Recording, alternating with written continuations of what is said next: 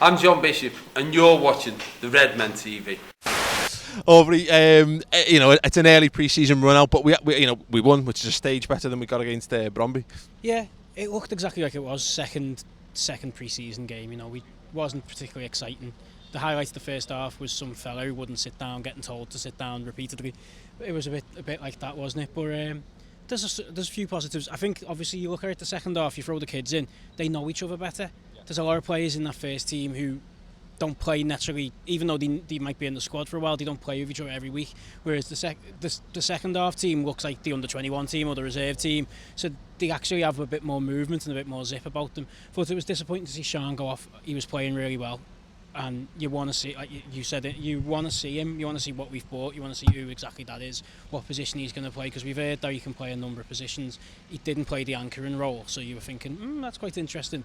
So, but obviously you've got to be cautious. You don't want anyone getting injured in pre-season. I found it really strange that Barini got as much game time that he got, because is that lack of options, or perhaps that his move to Sunderland, do you think, is not quite as far along as people are saying? I don't know. I honestly don't know. I think it's dangerous playing someone for as long as he played when you've got £14 million riding on it. He falls over him. Must have been. And there was 17,000 people in Deepdale and probably 500,000 more, millions watching at home, all sat fingers crossed to Fabio Barini. Do not break your leg, lad.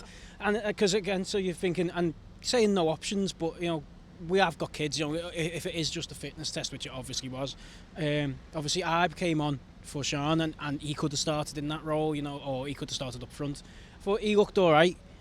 He looked better when he had players he knows around him and players whose movement he knows. So I don't think anyone. I don't want to go out there and be ridiculously presumptive, but anyone who's thinking Aubrey's going to take that step up and become the new Sterling this season might need to think for 2 years down the line, because he's not going to train with those players all the time. You're saying he might need it. It might be another loan move, might suit him better. Yeah, another loan move, another chance to get to know the players. He looks better when he knows exactly who's going to be making the runs around him. How much chance is he going to learn? What type of runs Sturridge and Sterling are going to make? Because he won't in training. He won't even be in that side. But there is positives. I think. Look, I've got 2 assists. He's got 3 assists in 2 games. Peterson scored twice. The players that we would never have been... Well, maybe but Peterson, you would never have been talking about before these 2 seasons, before these 2 pre-season games. You've got 11, 12 international footballers to come back into that. So, I don't know. I was just a little bit disappointed with the lack of cohesiveness in the passing in the first half.